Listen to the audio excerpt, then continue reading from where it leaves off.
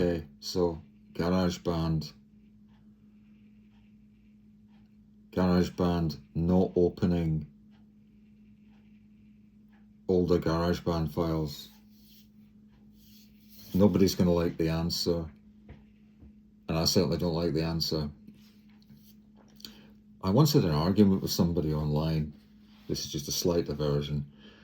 I once had an argument with someone online about templates and DAWs, or DAWs as I call them, music creation software, of which GarageBand is one of the simpler ones.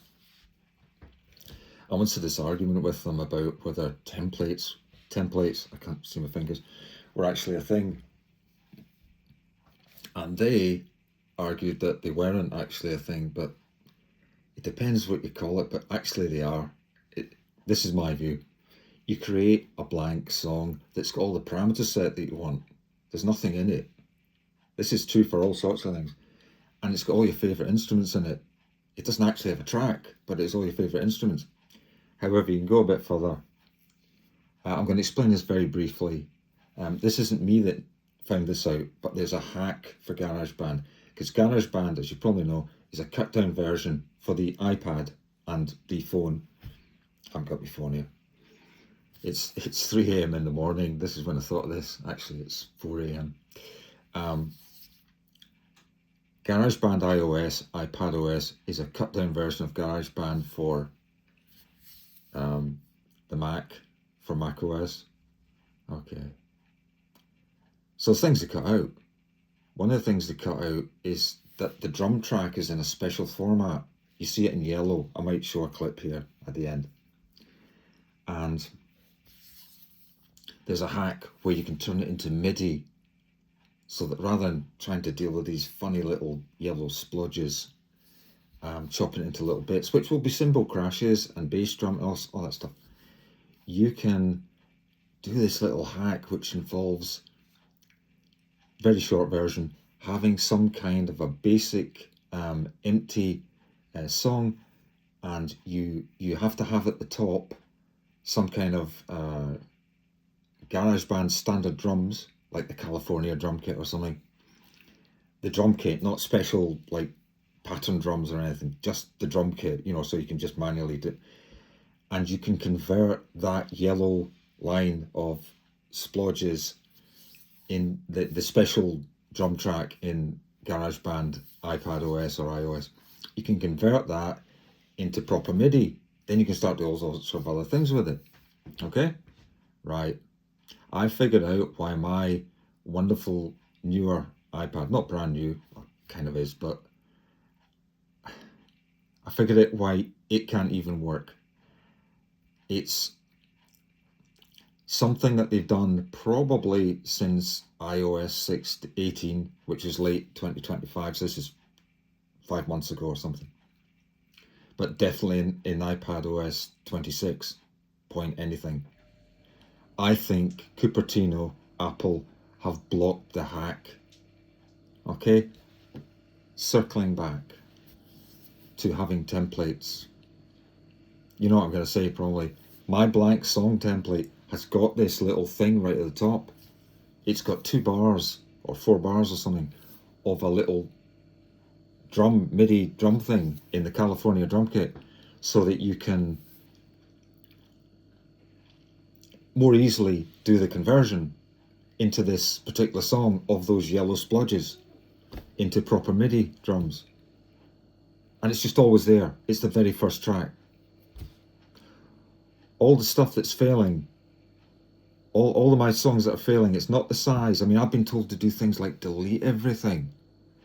None of that is true.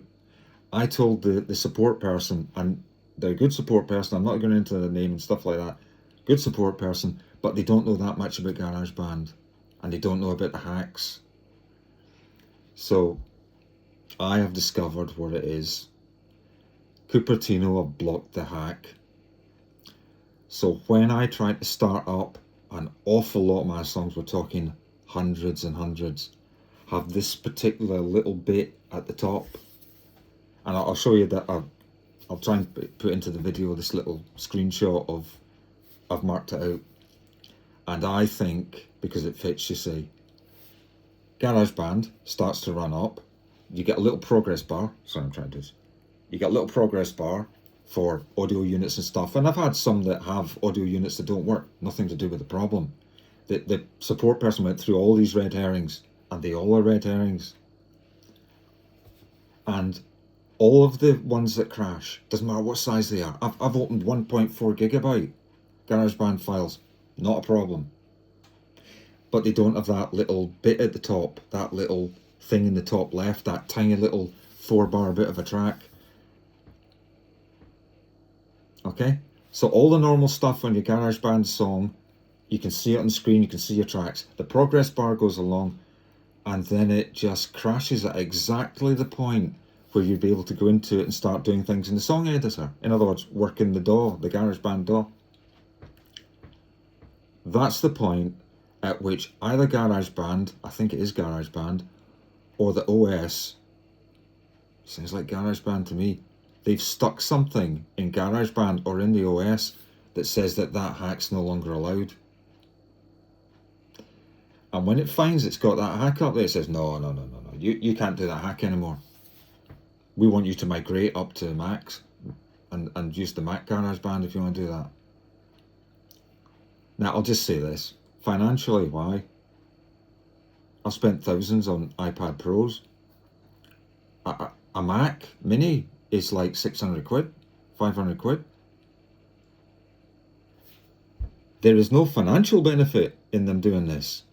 In fact, if I were to buy a Mac Mini, I'd have spent less money than getting a new iPad Pro. Less by about $1,000. What is it they're trying to get me to do? If it's not being decent to your customers and not making money, what is it? Pure meanness. Tim Cook's left. Now we're going to stick it to all the people we don't like, all those GarageBand creators we don't like. These little hacks, we don't think you should have them. I don't know. But that is the thing that all the songs have in common that have crashed.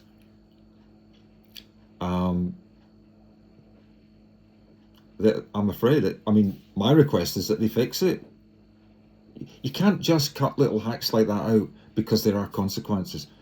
So when the man from, Apple calls me tomorrow at the scheduled time, tomorrow is later today, at the scheduled time of 10 a.m, he's going to tell me some things. He was hoping to think of some more things, you see.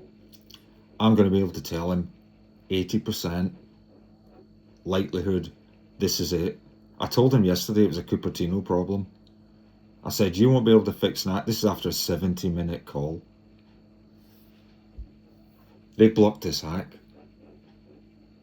And of course, when you get to a point where you've done this, you see, and you're using it successfully as a template, and you've got your favourite instruments in, you just keep emptying out that song and then using the blank form of it again. You just, delete all the tracks, and then you just call it like latest blank template or whatever you want. I don't have a system. I've got a system that's quite clear cut and numbered and stuff. I only give my songs names when they're done, usually. So just to state it clearly, it is my belief, given that all the songs that crash have in common not their size, not their age. I can go back to songs from 2020 and they work, but songs from 2025 won't. And here we are in 2026 with iPadOS 26. And one of the things Cupertino, Apple have done is they've done this block. I think it's inside GarageBand, and it checks for this hack. And someone's decided, and I'm not kidding, I can't think of a reason except pure meanness, that you're not going to have this little hack. What does it offend? Really? I mean, it's anti-creative. It's just, to do this hack is quite clumsy. It's almost like saying, oh, too many people are using GarageBand iOS, we want to get them onto the big one, or into the cumbersome thing that is Logic Pro. I'm not moving to Logic Pro. It's not the subscription. I paid for GarageBand. It's not a subscription to Logic Pro that's the problem. I just don't like that whole complex way of working. GarageBand suits me fine. Anyway, I've figured it out. Someone would have to prove to me it's not this now. It's the only thing that makes sense. Okay. I'll show the little bit of the picture of where it is. All right. I can't show a close-up picture in detail because I can't open the file. So it's a bit fuzzy, but you'll get the idea. If you're into GarageBand, you'll know exactly where it is.